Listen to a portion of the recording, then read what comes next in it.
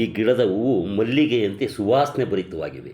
ಕನ್ನಡದಲ್ಲಿ ಈ ಗಿಡವನ್ನು ಕೊಡಸ, ಕೊಡಸಿಗ, ಕೊಡಗಸನ, ಕೊಡಗಾಸ್ನ, ಕುಟಜ ಎಂದು ಕರೆದರೆ ಆಂಗ್ಲ ಭಾಷೆಯಲ್ಲಿ ಈಸ್ಟರ್ ಟ್ರೀ ಅಂತಾರೆ. ಸಂಸ್ಕೃತದಲ್ಲಿ ಕುಟಜ, ಗಿರಿಮಲ್ಲಿಕ, ವಾತ್ಸಕ, ಇಂದ್ರವೃಕ್ಷ ಅಂತ ಕರೀತಾರೆ. ಈ ಸಸ್ಯದ ವೈಜ್ಞಾನಿಕ ಹೆಸರು ಒಲೆರನಿ ಆಂಟಿಡಿಸೆಂಟ್ರಿಕಾ ಅಂತ.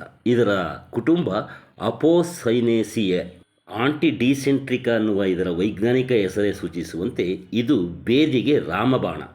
ಬೇವಿನಂತೆ ಕಹಿಯಾಗಿದ್ದರೂ ಇದರ ಹೂವು, ಎಲೆ, ಬೀಜ ಮತ್ತು ಎಳೆಕಾಯಿ, ತೊಗಟೆ ಮತ್ತು ಬೇರು ಅತ್ಯಮೂಲ್ಯ ಔಷಧೀಯ ಗುಣವನ್ನು ಹೊಂದಿದೆ. ಇದು ವಿವಿಧ ಚರ್ಮ ಕಾಯಿಲೆಗಳಿಗೆ ಹಾಗೂ ರಕ್ತದಲ್ಲಿನ ನಂಜಿನ ನಿವಾರಣೆಗೆ ಸಿದ್ಧೌಷಧವಾಗಿದೆ.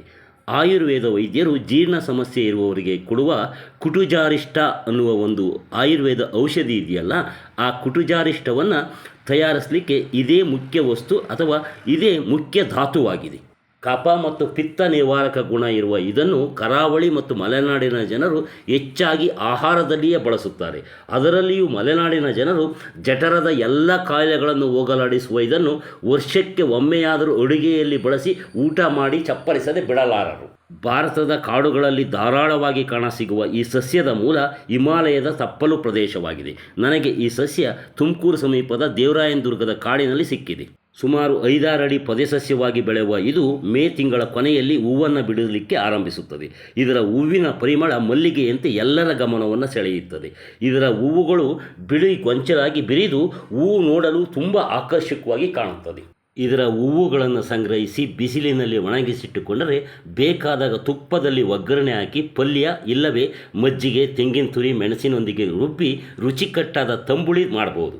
ಹೀಗೆ ತಯಾರಿಸಿದ ಇದರ ಪಲ್ಯ ಅಥವಾ ತಂಬುಳಿ ಮಳೆಗಾಲದ ಶೀತ, ಅಜೀರ್ಣದ ಬೇದಿಗಳಿಗೆ ದಿವ್ಯ ಔಷಧಿಯಾಗಿದೆ. ಪಾರಂಪರಿಕ ವೈದ್ಯರು ಇದರ ಎಲೆಗಳಿಂದ ಎಣ್ಣೆಯನ್ನು ತಯಾರಿಸಿ ಚರ್ಮ ಕಾಯಿಲೆಗಳಾದ ತುರಿಕೆ, ಕಜ್ಜಿ, ಇಸುಬು ಹಾಗೂ ರೊಣಗಳಿಗೆ ಔಷಧಿಯಾಗಿ ಬಳಸುತ್ತಾರೆ. ಇದರ ಎಲೆಯನ್ನು ಮುರಿದಾಗ ತೊಟ್ಟಿನಿಂದ ಬಿಳಿಯ ದ್ರವ ಬರ್ತದೆ. ಈ ಬಿಳಿಯ ದ್ರವ ನಂಜಿನ ಹುಣ್ಣಿಗೆ ರಾಮಬಾಣವಾಗಿದೆ. ಇದರ ತೊಗಟೆ ಮತ್ತು ಬೇರು ಕೂಡ ಔಷಧೀಯ ಗುಣವನ್ನು ಹೊಂದಿದೆ. ಈ ತೊಗಟೆ ಅಥವಾ ಬೇರನ್ನು ಮಜ್ಜಿಗೆಯಲ್ಲಿ ತೆಗೆದು ಸೇವಿಸಿದರೆ ಅಜೀರ್ಣದಿಂದ ಉಂಟಾಗುವ ಹೊಟ್ಟೆ ನೋವು, ಅಮಶಂಕೆ, ಬೇದಿಯಂಥ ಕಾಯಿಲೆಗಳು ನಿವಾರಣೆಯಾಗುತ್ತವೆ. ಇದರ ಎಳೆಕಾಯಿಗಳು ಬೀನ್ಸ್ನಂತೆ ಬೆಳೆದು ನೋಡುಗರನ್ನು ಆಕರ್ಷಿಸುತ್ತವೆ. ಇವನ್ನು ಹಾಗಲಕಾಯಿಯಂತೆ ಎಲ್ಲ ಥರದ ಅಡುಗೆಯಲ್ಲೂ ಕೂಡ ಬಳಸಬಹುದಾಗಿದೆ. ಇದರ ಮರದ ತೊಗಟೆಯನ್ನು ತೆಗೆದು ಒಣಗಿಸಿ ಪುಡಿ ಮಾಡಿಟ್ಕೊಂಡ್ರೆ ಹೊಟ್ಟೆ ಹುಳು, ಬೇದಿಯಂಥ ಕಾಯಿಲೆಗಳಿಗೆ 1 ಚಮಚದಷ್ಟು ಪುಡಿಯನ್ನು ಮಜ್ಜಿಗೆಯೊಂದಿಗೆ ಸೇರಿಸಿ ತೆಗೆದುಕೊಳ್ಳಬಹುದು. ಇದೇ ಪುಡಿ ಅಜೀರ್ಣದಂತಹ ರೋಗಗಳಿಗೂ ರಾಮಬಾಣವಾಗುತ್ತದೆ. ಇದರ ಕಾಯಿಗಳು ಸಾಮಾನ್ಯವಾಗಿ 30 ಸೆಂಟಿಮೀಟರ್ನಷ್ಟು ಉದ್ದವಿರುತ್ತವೆ. ಇವು ಬಲಿತಾಗ ಕಂದು ಬಣ್ಣದ 20ರಿಂದ 30 ಬೀಜಗಳನ್ನು ಒಳಗೊಂಡಿರುತ್ತವೆ. ರಕ್ತಬೇದಿಗೆ ಇದರ ಬೀಜ ಮತ್ತು ತೊಗಟೆಯನ್ನು ಶುಂಠಿಯೊಂದಿಗೆ ಜಜ್ಜಿ ಬಳಸಬಹುದೆಂದು ಪ್ರಾಚೀನ ಆಯುರ್ವೇದ ಗ್ರಂಥ ಚರಕ ಸಂಹಿತೆಯಲ್ಲಿ ಉಲ್ಲೇಖಿಸಲಾಗಿದೆ. ಅಲ್ಲದೆ ಇದರ ಬೀಜಗಳನ್ನು ಮೂಲವ್ಯಾಧಿ, ಹೊಟ್ಟೆ ಹುಳುವಿನ ಬಾಧೆಗೂ ಕೂಡ ಆಯುರ್ವೇದ ಮತ್ತು ಪಾರಂಪರಿಕ ವೈದ್ಯರು ಬಳಸುತ್ತಾರೆ. ಇದರ ಬೀಜಗಳನ್ನು ಸಂಗ್ರಹಿಸಿ ಪುಡಿ ಮಾಡಿಟ್ಟುಕೊಂಡ್ರೆ ರಕ್ತಬೇದಿ, ಮೂಲವ್ಯಾಧಿ, ಹೊಟ್ಟೆ ಹುಳುವಿನಂತಹ ಬಾಧೆಗೆ ಅವನ್ನು ಮಜ್ಜಿಗೆಯೊಂದಿಗೆ ಬೆರೆಸಿ ಸೇವಿಸಬಹುದಾಗಿದೆ. ಅತ್ಯಮೂಲ್ಯ ಔಷಧೀಯ ಗುಣಗಳನ್ನು ಹೊಂದಿರುವಂತಹ ಈ ಕುಟುಜ ಗಿಡದಿಂದ ಆಯುರ್ವೇದದಲ್ಲಿ ಸಿದ್ಧೌಷಧಗಳನ್ನು ತಯಾರಿಸಲಾಗುತ್ತದೆ. ಅವುಗಳು ಯಾವುವು ಎಂದರೆ ಕುಟುಜಾರಿಷ್ಟ, ಕುಟುಜಾವಲೇಹ, ಕುಟುಜ ಪರಪತಿ, ಕುಟುಜಾಷ್ಟಕ ಕ್ವೆತ, ಕುಟುಜಾಗನ ಒಟಿ ಇವು ಪ್ರಮುಖ ಔಷಧಿಗಳಾಗಿದ್ದಾವೆ ಆಯುರ್ವೇದದ. ಸಾಮಾನ್ಯವಾಗಿ ಇದನ್ನು ಅಡುಗೆ ಅಥವಾ ಆಹಾರದಲ್ಲಿ ಮಲೆನಾಡು ಮತ್ತು ಕರಾವಳಿ ಜನರನ್ನು ಹೊರತುಪಡಿಸಿ ಈ ಬಯಲುಸೀಮೆಯ ಜನ ಅಷ್ಟಾಗಿ ಬಳಸೋದಿಲ್ಲ.